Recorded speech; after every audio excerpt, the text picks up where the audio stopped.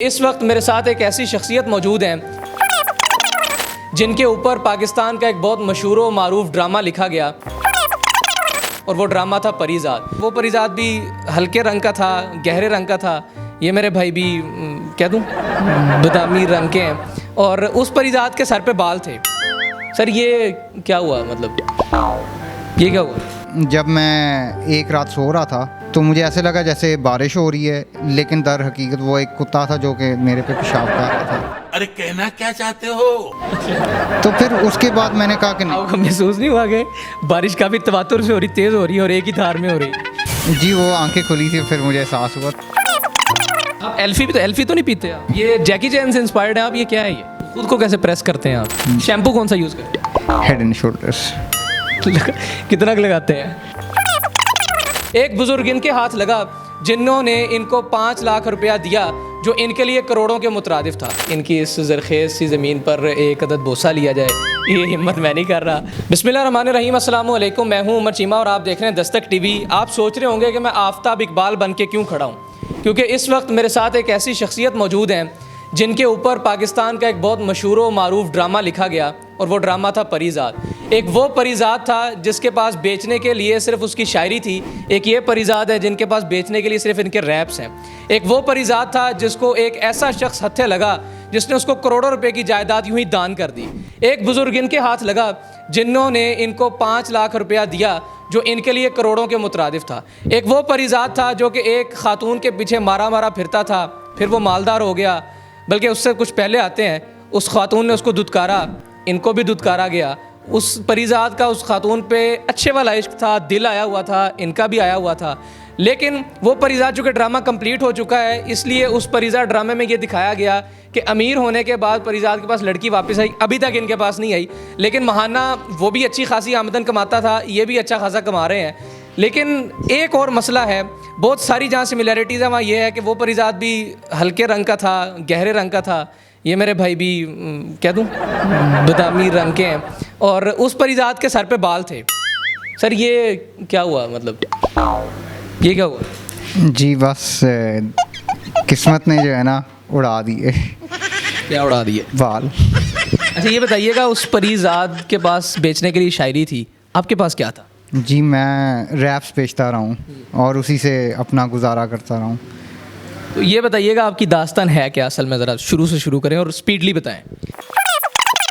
ये क्या मैं कट टू कट चलूँ ताकि आपका भी जल्दी रैप अप हो जाए? ठीक।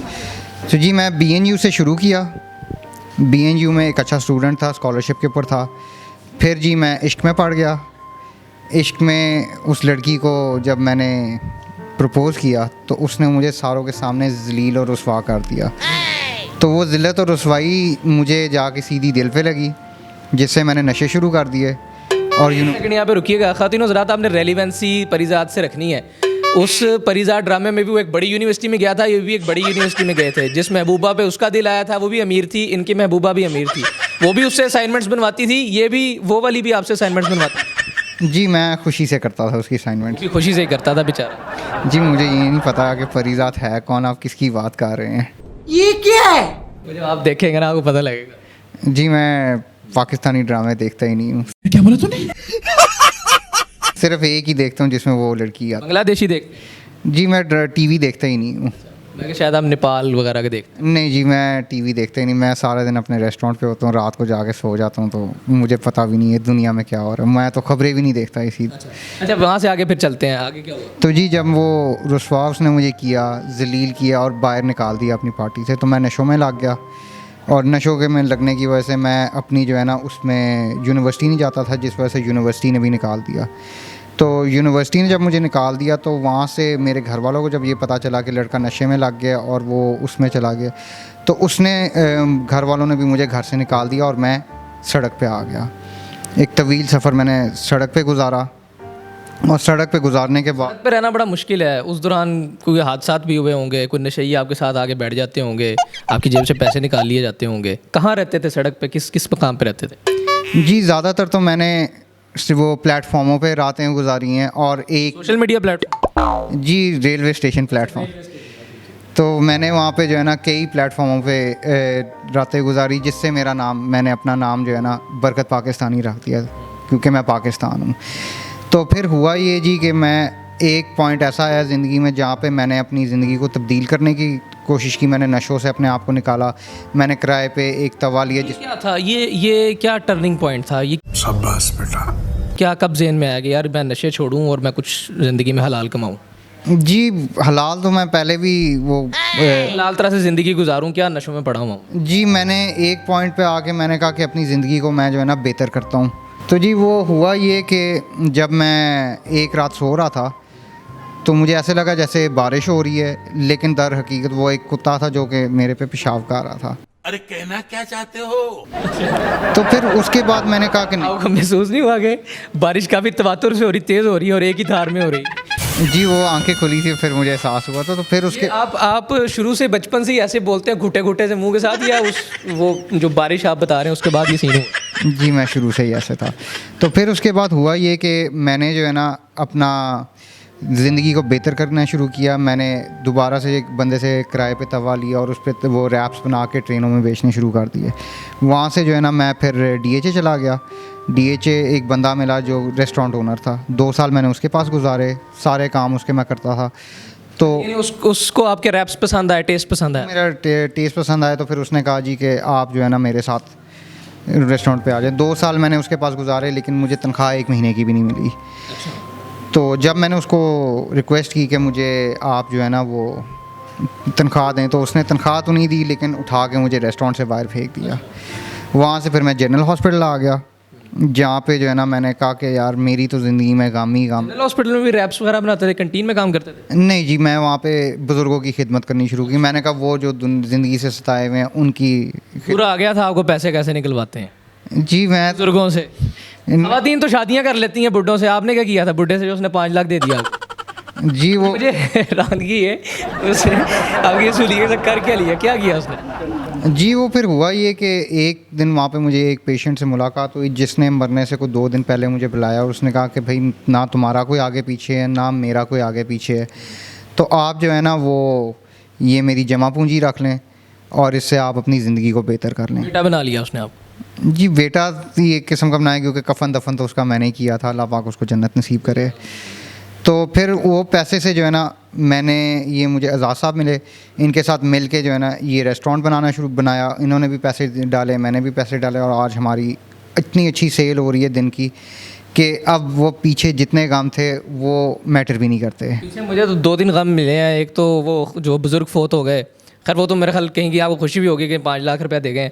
एक वो खातून वाला और एक कुत्ते वाला, वो जो आपने बताया बारिश वाला। जी वो आपको तो मैंने बड़ा थोड़ा करके बताया, लेकिन स्ट्रगल ये 10 साल की थी। अच्छा, ये 10 साल के टेन्योर में औरत ने छोड़ा आपको, फिर कुत्ते ने आपको एक्सेप्ट किया, और वो जिस तरह किया वो आपने बताया। वो 10 साल के अंदर ये सारा कुछ हुआ। आप एल्फी तो नहीं पीते आप? नहीं जी, अब मैं कोई नशा नहीं करता। मैं बिल्कुल जो है ना नीट एंड क्लीन। नहीं नशा नहीं, मैं वैसे पूछ रहा हूँ, बड़ा घुटे घुटे से मुंह से बोलते हैं ना ऐसे, वो मैं शायद एल्फी पीते हो। नहीं नहीं नहीं, ऐसा कोई काम नहीं। ये जैकी चैन से इंस्पायर्ड है आप? ये क्या है ये? जी वो बस के वक्त के साथ साथ बाल उठते गए और फिर मैंने कहा ट्रांसप्लांट की भी ज़रूरत नहीं, जो नेचुरल और नेचुरली रहना। अच्छा, हुलिया आपका परिजाद वाला है, पाकिस्तानियों वाला है, या पाकिस्तानियों में भी आप समझ लें देखो बड़ा सराइकी साहब का एक टच है, लेकिन माशाल्लाह से रंग जो है आपका वो नेपालियन है या बांग्लादेशी है। हुलिया आपने चाइनीज़ रखा हुआ है, ये क्या बात है? जी अब मैं जो मर्ज़ी करूँ, मैंने कौन सा किसी को इम्प्रेस करना है। मैं तो अपने लिए जो भी करता हूँ करता हूँ। खुद को कैसे प्रेस करते हैं आप? आपने बड़ा अच्छा माशाल्लाह रखा हुआ है। जी बस शैम्पू कौन सा यूज़ करते हैं? Head and shoulders. कितना लगाते हैं? पूरी 5 रुपये वाली होती है, उससे कितना 2-3 महीने निकल जाते हैं आपके? जी अब मैं गरीब थोड़ी हूँ, आप लगाते होंगे वो 5 रुपये वाला, मुझे तो कोई मसला नहीं है। अब आपको मसला वैसे भी नहीं है क्योंकि मैदान साफ़ है। ये ज़रखेज़ कितने अरसा पहले जब लड़की को इम्प्रेस किया तब ये मैदान ज़रखेज़ था? तब ये मैदान अच्छा खासा ज़रखेज़ था, फसल भी थी।